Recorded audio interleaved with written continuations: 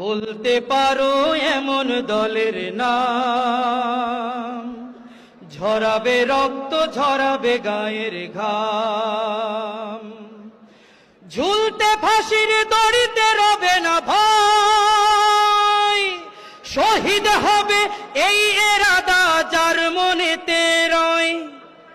আমি এমন একটি দল চাই গো, এমন একটি দল, যে দল আমায় দিনের পথে রাখবে অবিচল।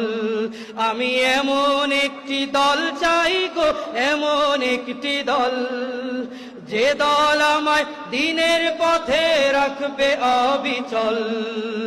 বলতে পারো